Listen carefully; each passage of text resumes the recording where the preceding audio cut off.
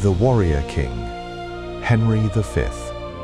He won France in blood, then left it to a child.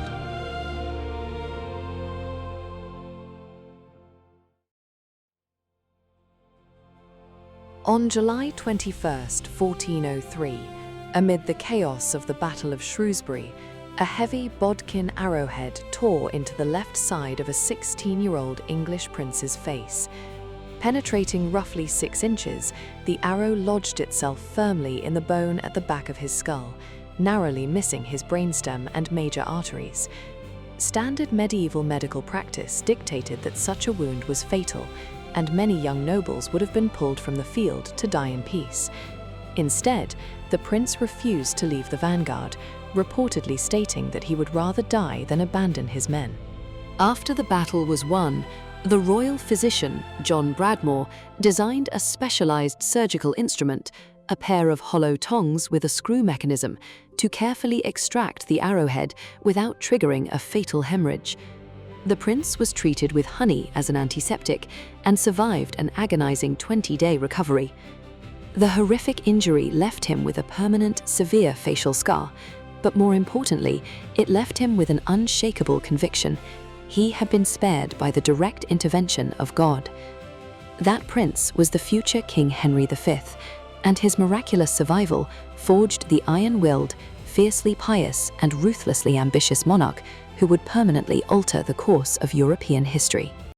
Henry V, originally known as Henry of Monmouth, was born on September 16, 1386, though some historical accounts suggest 1387, and died on August 31, 1422, at the age of 35.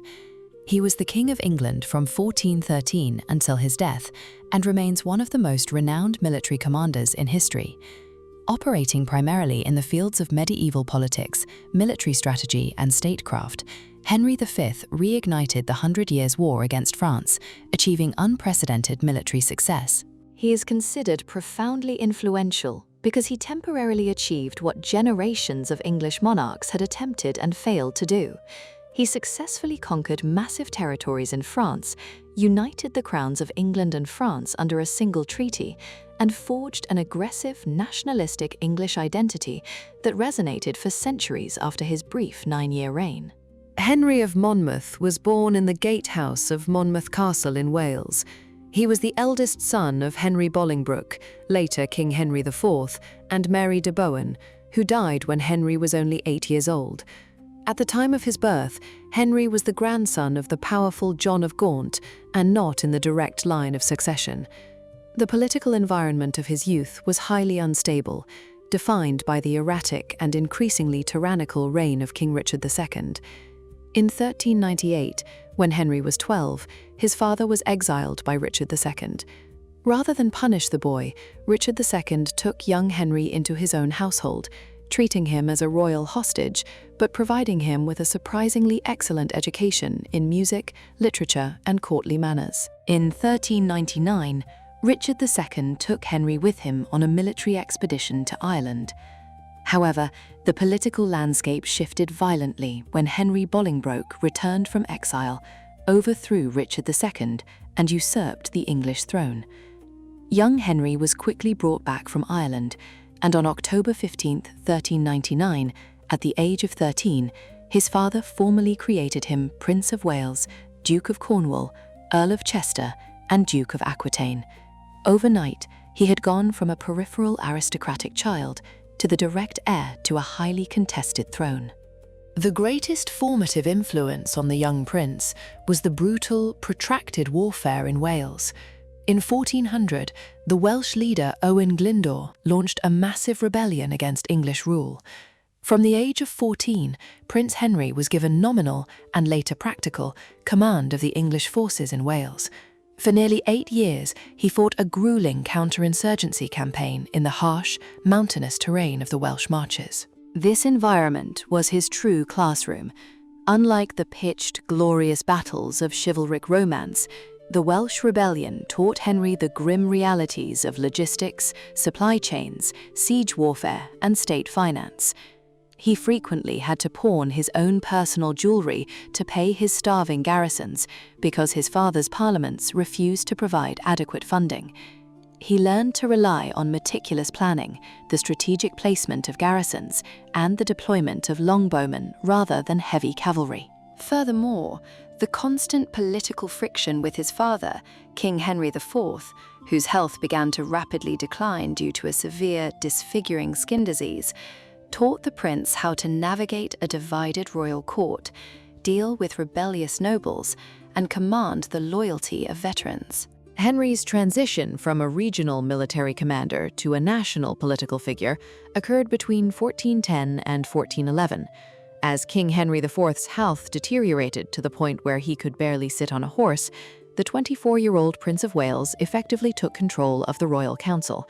For 18 months, Prince Henry and his political allies, including the powerful Beaufort family, governed England. During this period, Prince Henry's vision for England's foreign policy emerged. France was descending into a civil war between two rival noble factions, the Armagnacs and the Burgundians. Prince Henry advocated for a bold, aggressive military alliance with the Burgundians to reclaim English territories in France. However, his father favoured the Armagnacs and desired a more cautious approach. In November 1411, the ailing king dramatically dismissed his son from the council, leading to a massive political fallout. Rumours circulated that the prince intended to usurp his father, forcing Henry to publicly demand a trial to clear his name in 1412. This bitter political rivalry proved his ambition and highlighted his popularity among the English nobility, marking the moment the wider public recognized him as a formidable, independent political force. Henry V's breakthrough moment arrived upon his accession to the throne on March 20, 1413, following his father's death. According to contemporary chroniclers, the exact moment of his coronation on April 9, 1413, occurred during a fierce, unseasonal snowstorm, which his supporters interpreted as a sign of divine purification. His breakthrough was not merely his crowning, but his immediate and ruthless transformation. Popular legend, later immortalized by William Shakespeare, depicted the young prince as a riotous, heavy-drinking youth who associated with thieves and commoners, the Prince Hal myth.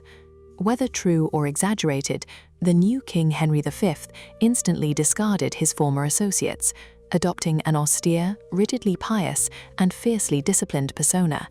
He firmly established his authority by swiftly and violently crushing two major internal threats: the Lollard Rebellion in January 1414, led by his former friend Sir John Oldcastle, and the Southampton Plot in August 15, an assassination attempt orchestrated by disgruntled nobles.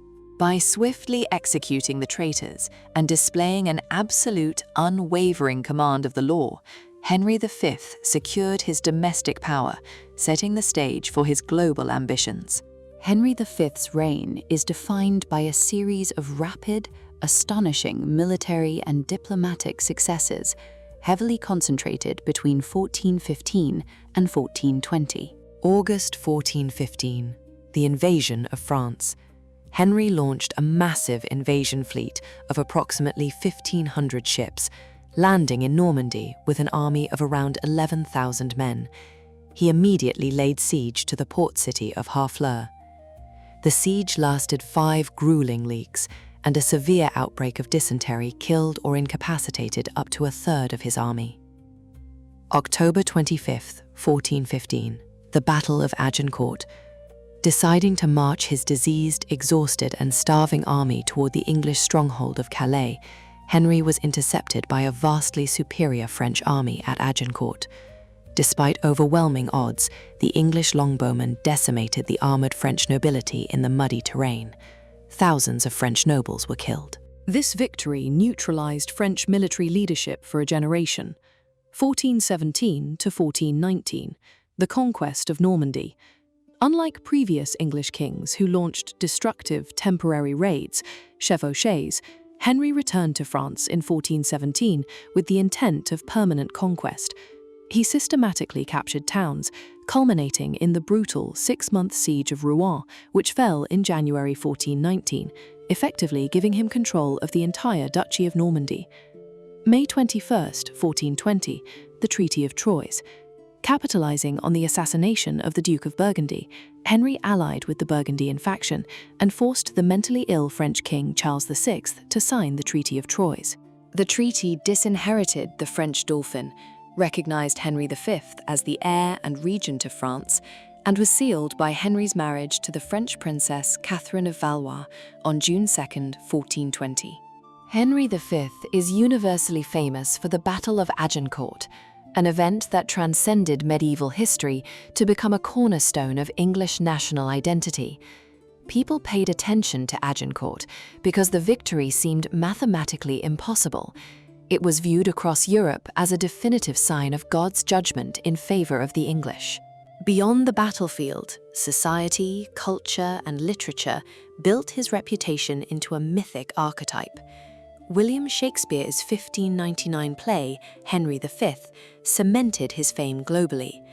The fictionalized St. Crispin's Day speech, "We few, we happy few, we band of brothers," became the ultimate cultural shorthand for underdog heroism, courage under fire, and egalitarian martial brotherhood. His fame spread beyond military circles because he represented the ideal medieval monarch, a king who led from the front, shared the hardships of his common soldiers, and achieved total victory. Behind the public legend was a complex, highly driven, and often chilling personality. Henry V was motivated by an intense, almost fanatical religious devotion. He genuinely believed that he was the instrument of God's will, and that his claim to the French throne was a righteous, divine mandate, not just a political land grab. His working style was characterized by obsessive attention to detail and logistics. He personally oversaw the exact number of bows, arrows, and artillery pieces required for his campaigns. Culturally, he was an innovator. He was the first English king since the Norman conquest of 1066 to use the English language rather than French or Latin for his personal correspondence and official government documents. In 1417, he mandated that the signet office use English, a move that vastly accelerated the standardization of the English language, known as the Chancery Standard. However, his strengths of discipline and focus were mirrored by a complete lack of warmth or mercy. He was an austere man, noted by contemporaries for rarely smiling and for his absolute rigid adherence to the law. He had no tolerance for failure, treason, or incompetence, treating both nobles and commoners with the same harsh, inflexible justice. Modern historians have increasingly scrutinized Henry V, challenging the romanticized heroic narrative and highlighting his capacity for immense cruelty. The most famous controversy is his order to slaughter thousands of unarmed French prisoners midway through the Battle of Agincourt. Fearing the prisoners might rearm themselves and attack his vulnerable baggage train, Henry ordered his archers to execute them. While contemporary chroniclers largely accepted this as a grim necessity of war, later historians and legal scholars have debated it as an egregious violation of the chivalric code, if not an early example of a war crime. A far more devastating criticism centers on his conduct during the Siege of Rouen in 1418-1419. As starvation set in, the French defenders expelled approximately 12,000 useless mouths, women, children, and the elderly, from the city walls to conserve food. Henry V coldly refused to let them pass through his siege lines. As a result, thousands of civilians slowly starved or froze to death in the muddy ditch between the city walls and the English trenches during the freezing winter. Historians such as Ian Mortimer argue that Henry was not a chivalric hero, but a cold-blooded religious zealot whose ambition blinded him to basic human empathy. Furthermore, his ultimate failure was strategic overreach. By committing England to the total conquest of France, he set a geopolitical pole that was demographically and financially unsustainable for the much smaller English nation. Henry V's direct impact on European politics was seismic but ultimately fragile. In the short term, he achieved the unthinkable, unifying the crowns of England and France and asserting English dominance over Western Europe. Militarily, he proved that highly disciplined infantry and longbowmen could consistently dismantle traditional, heavily armored feudal cavalry, fundamentally altering European military strategy. His domestic impact was perhaps more lasting. By institutionalizing the English language in government bureaucracy, he catalyzed the development of an independent English national identity. His reign promoted a sense of proto-nationalism, uniting a previously fractured nobility behind a successful foreign war. However, the long-term negative consequences of his ambition were disastrous for England. When Henry V died suddenly, he left behind a massive, hostile French territory that required constant, crippling taxation to defend. More tragically, he left his newly forged dual empire to his only child, Henry VI, who was just 9 months old at the time. The resulting long minority government, the eventual loss of the French territories, and Henry VI's subsequent mental instability directly triggered the catastrophic Wars of the Roses, which tore England apart for the next half-century. Today, Henry V is remembered primarily through a dual lens: the historical reality of a highly effective warlord and the cultural myth of the ultimate English hero. His reputation has evolved drastically over the centuries. During World War II, Winston Churchill actively utilized the legacy of Henry V to boost British morale against Nazi Germany, partially funding Laurence Olivier's patriotic 1944 film adaptation of Shakespeare's play to inspire the public before the D-Day landings. Institutions, military academies, and leadership seminars still study his campaign logistics and battlefield tactics. However, in the 21st century, the historical interpretation of Henry V is highly polarized. Academic biographies often separate the Star of England myth from the pragmatic, brutal, and rigidly orthodox monarch. Recent media, such as the 2019 film The King, reflect this modern desire to deconstruct the myth, portraying a much grittier, morally compromised reality of medieval warfare. Nevertheless, he remains one of the few historical figures whose name is instantly recognized as a synonym for against all odds military leadership. King Henry V succumbed to dysentery, the medieval soldier's curse, at the Château de Vincennes near Paris on August 31, 1422, just weeks shy of his 36th birthday. He had reigned for exactly 9 years and 5 months. His life stands as a profound testament to the power of singular, uncompromising focus and the sheer force of human will. Through organizational genius and battlefield courage, he reshaped the geopolitical map of Europe and redefined the English national character. Yet his life also serves as a stark warning about the dangers of unchecked ambition. In striving for perfection and total victory, Henry V pushed himself and his nation to the breaking point. He conquered a world he did not live to rule, ultimately proving that even the most brilliant triumphs can sow the seeds of a nation's future ruin if built on the unsustainable foundations of endless war.